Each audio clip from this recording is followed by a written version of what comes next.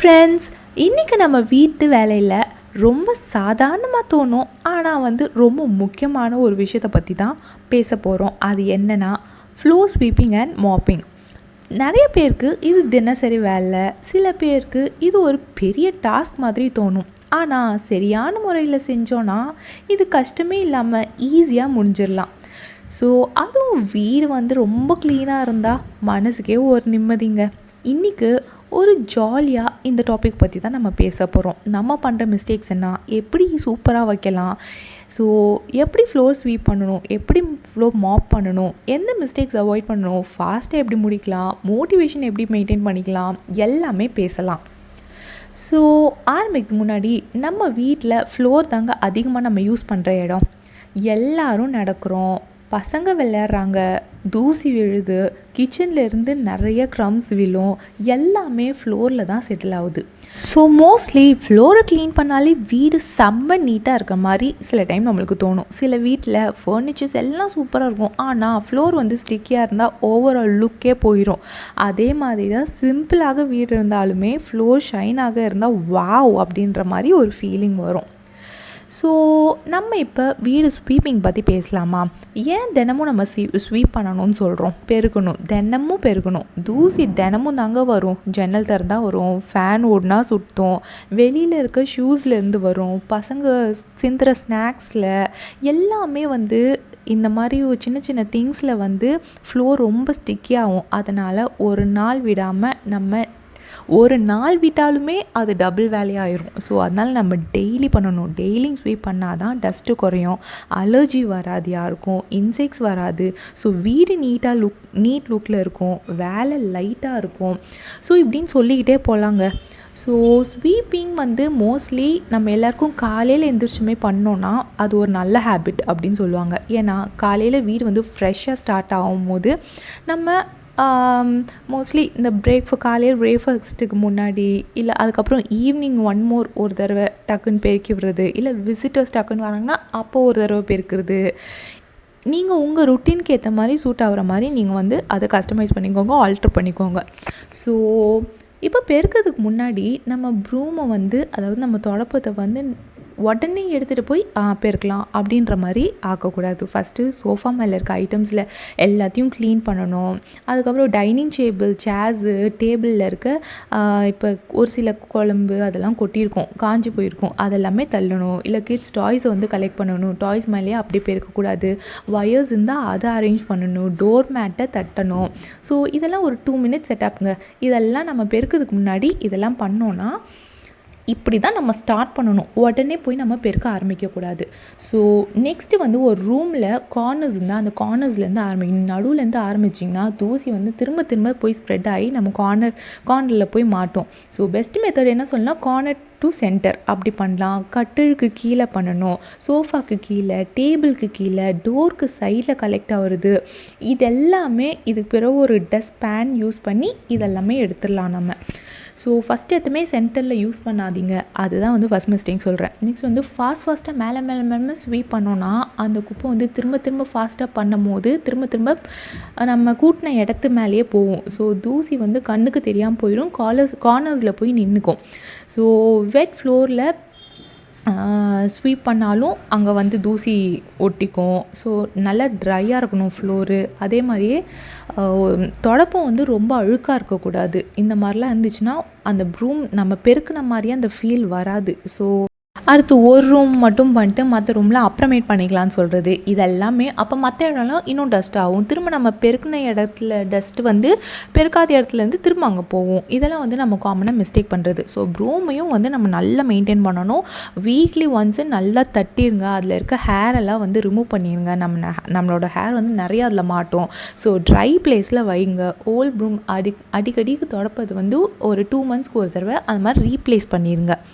So நம்ம daily ஃப்ரிட்ஜை நகட்டிட்டு அப்படிலாம் பெருக்க போகிறதில்ல. ஸோ வீக்லி ஒன்ஸ் நீங்கள் பண்ணாலே அது கரெக்டாக இருக்கும். மொத்தமாக நம்ம அப்படியே வச்சாதான் நம்மளுக்கு ஃப்ரிட்ஜுக்கு பின்னாடிலாம் பயங்கரமாக சேர ஆரம்பிக்கும். அடுத்து இந்த டேபிள் பின்னாடி எவ்வளோ இருக்குது பாருங்கள். எங்கள் பசங்க ஸோ பசங்க வந்து ஸ்கெட்சு, க்ரையான்ஸு, பேப்பர்ஸ் இந்த மாதிரி நிறைய போட்டு வச்சுருந்தாங்க. இதெல்லாம் அப்பப்போ நம்ம க்ளீன் பண்ணிட்டோன்னா ஈஸியாக இருக்கும், நம்மளுக்கு வேலை மொத்தமாக மூட்டை கட்டி வைக்காத மாதிரி இருக்கும். ஸோ உங்களுக்கு டைம் கிடைக்கிற போது வீக்லி ஒரு தடவை இதுக்கெலாம் வந்து ஒதுக்கிடுங்க டைமை.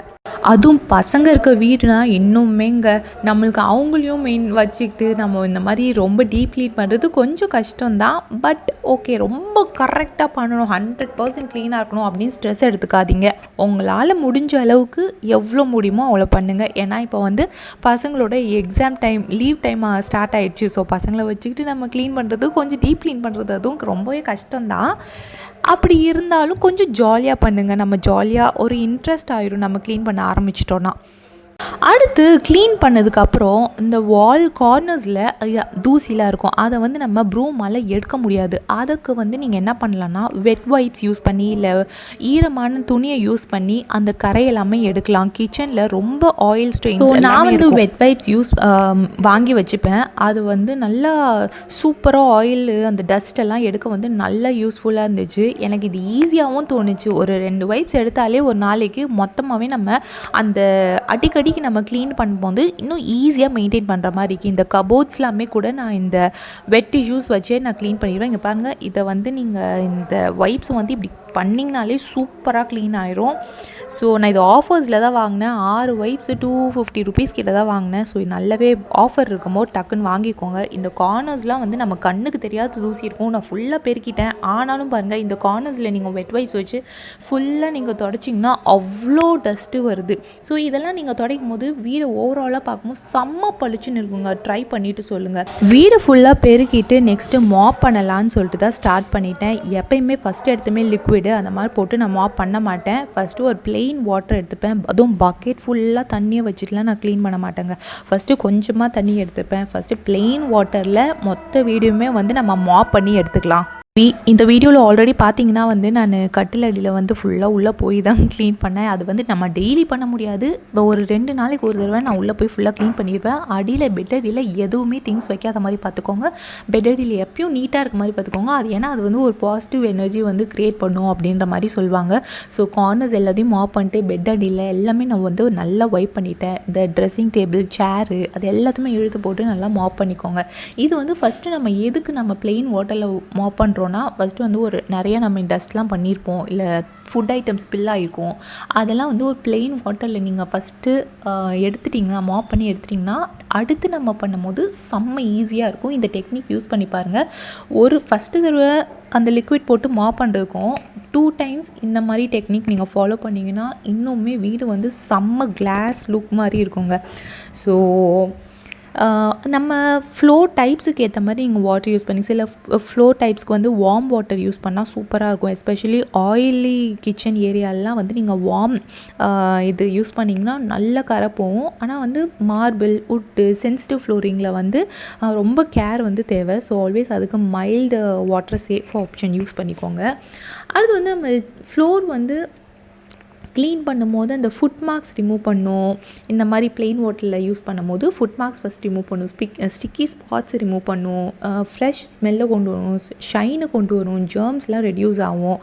ஸோ அடுத்து நம்ம இப்போ அந்த பிளெயின் வாட்டரில் வாஷ் பண்ணிவிட்டு அடுத்து நம்ம வந்து மஞ்சத்தூள், கொஞ்சம் கல்லுப்பு போடுவேன் நெகட்டிவ் எனர்ஜி ரிமூவ் பண்ணுறதுக்கு. அதுக்கப்புறம் கொஞ்சமாக நமக்கு அந்த கற்பூரம் யூஸ் பண்ணுவோம்ல, அதை வந்து நீங்கள் தூள் பண்ணி உள்ளே போட்டிங்கன்னா வீடு செம்ம கம்மன்னு இருக்கும். இதுக்காக நீங்கள் ஸ்பெஷல் லிக்விட்லாம் வாங்கி யூஸ் பண்ணணும்னு அவசியமே இல்லை. நான் ஃபஸ்ட்டு யூஸ் பண்ணேன், ஆனால் அதுக்கும் இதுக்கும் அவ்வளோ டிஃப்ரென்ஸ் இருக்குது. ஸோ மஞ்சத்தூள்னாலுமே நம்ம பாசிட்டிவ் எனர்ஜியும் இன்க்ரீஸ் பண்ணும். நம்ம வீட்டில் இருக்க பசங்க அந்த கிருமி எல்லாத்தையுமே வந்து பவர்ஃபுல்லுங்க, எல்லாத்தையுமே வந்து அழிச்சிரும். ஸோ இதை வந்து நீங்கள் தாராளமாக நீங்கள் யூஸ் பண்ணுங்கள் அப்படின்னு சொல்லிட்டு இது நான் என்னோடய சஜஷன் சொல்வேன். ஸோ நீங்கள் ரெண்டுத்தையுமே யூஸ் பண்ணி பாருங்கள். உங்கள் வீடு அப்படியே கோயில் மாதிரி அவ்வளோ எஃபெக்டிவாக இருக்கும். ஸோ அடுத்து அதே பிளேசஸை நம்ம வந்து துடைக்க ஆரம்பிச்சிட்டோம். ஸோ நான் திரும்ப பக்கெட்டில் வந்து தண்ணியை ஊற்றிட்டு திரும்ப ஃப்ரெஷ்ஷான தண்ணியில் தான் இது பண்ணேன். ஃபஸ்ட்டு எடுத்துமே பூஜை ரூமை தான் வந்து மாப் பண்ணேன். ஸோ கற்பூரம் மஞ்சள் தூள்லாம் போட்டு மங்களகரமாக பூஜை ரூமை வந்து நல்லா ஃபுல்லாக தொடச்சிட்டு அடுத்து தான் வந்து பெட்ரூமை தொடச்சிட்டு கிச்சன் அப்புறம் ஹால் அந்த மாதிரி வருவேன். ஸோ 2 பசங்களையும் வந்து கீழே இறங்காதீங்க அப்படின்னு சொல்லுவேன். ஏன்னா நம்ம மாப் பண்ணுற டைமில் தான் தண்ணி ஈரமாக இருக்கும்போது 2 பேரும் டைங்குன்னு ஓடி வந்து சறுக்கி உழுவாங்க. இதை நான் நிறைய தடவை சொல்லிட்டேன். ஸோ இந்த தடவை சொல்லிக்கிட்டே தான் நான் வந்து மாப் பண்ணிக்கிட்டு இருந்தேன். நான் மாப் பண்ணும் போதே உங்களுக்கு பாருங்கள் தெரியும், அவ்வளோ க்ளீனாக இருக்கும். ஸோ ஒரு சிலருக்கு வந்து நீங்கள் இல்லை நான் வந்து லிக்விட் போட்டால் தான் எனக்கு நல்லாயிருக்கும் அப்படின்னு நினச்சிங்கன்னா அதை ரொம்ப அதிகமாக யூஸ் பண்ண வேணாம், ரொம்ப நிறைய அமௌண்ட் யூஸ் பண்ண வேணாம்னு சொல்கிறேன். ஏன்னா ஸ்டிக்கி ஃபீல் வரும், மார்க்ஸ் வரும். ஸோ எக்ஸ்ட்ரா ரின்ஸ் தேவைப்படும். இதெல்லாமே வந்து இருக்குது.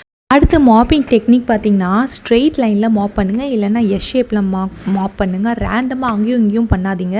அப்படி பண்ணிங்கன்னா வந்து ஒரு மாதிரி அங்கங்கே லைன்ஸ் இருக்க மாதிரி இருக்கும். ஒரே இப்போ ஸ்ட்ரெயிட் லைன் பண்ணிங்கன்னா அதே லைனில் பண்ண ஆரம்பிங்க. ஸோ பெஸ்ட் மெத்தட் என்ன சொல்லலாம், பேக் சைட்லேருந்து டோருக்கு வரணும்.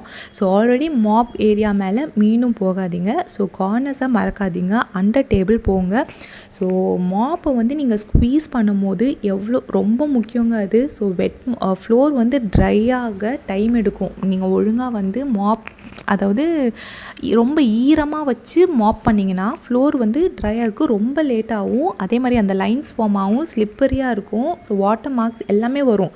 ஸோ டூ ட்ரைனாலும் ரொம்ப க்ளீன் ஆகாது. ஸோ பேலன்ஸ்டாக கரெக்டாக நினச்சி புழிஞ்சு இது பண்ணுங்கள். உங்களுக்கு ஏற்ற மாப், இப்போ நிறைய மாப் வந்துச்சுங்க, உங்களுக்கு எது பெஸ்ட்டு யூஸோ உங்கள் லைட் வெயிட்டாக அந்த மாதிரி யூஸ் பண்ணுங்கள். ஸோ ஹால் வந்து மோஸ்ட்லி விசிட்டர்ஸ் நிறையா அதிகமாக வர பிளேஸு. ஸோ டெய்லி அதை வந்து மாப் பண்ணால் நல்லது.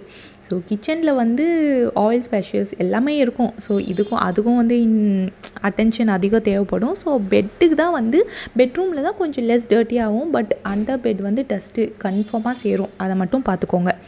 ஸோ அடுத்து நீங்கள் ஃபாஸ்ட் க்ளீனிங் பார்த்தீங்கன்னா வந்து பிஸி டேஸில் ஃபுல் டீப் க்ளீன் பண்ண முடியாது. ஸோ குயிக் ரொட்டீன் யூஸ் பண்ணணும். 10 மினிட்ஸ் யூஸ் பண்ணிக்கோங்க. 3 மினிட்ஸ் ஸ்வீப் பண்ணுங்கள் ஹாலை, 2 மினிட்ஸ் கிச்சனை க்ளீன் பண்ணுங்கள், 2 மினிட்ஸ் பெட்ரூம் க்ளீன் பண்ணுங்கள், 3 மினிட்ஸ் குயிக் மாப் பண்ணுங்கள். இதை நான் ஆல்ரெடி ஒரு டைரி போட்டு பண்ணிக்கோங்கன்னு நான் சொன்னேன். ஆல்ரெடி இந்த மாதிரி டைமர் ஃபாலோ பண்ணிங்கன்னா செம்மையாக வீடை மெயின்டைன் பண்ணலாம்.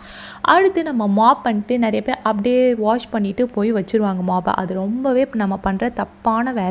ஸோ மாப் பண்ணிட்டா அந்த மாப்பை நல்ல ஒரு ஹேண்ட் வாஷோ இல்லை எது உங்களுக்கு பிடிச்ச அந்த லிக்விடை போட்டு நல்லா வாஷ் பண்ணி சன்ட்ரை பண்ணுங்கள். அப்போ தான் வந்து மாப் நீங்கள் நெக்ஸ்ட் டைம் யூஸ் பண்ணும்போது ஸ்மெல் வராமல் இருக்கும்.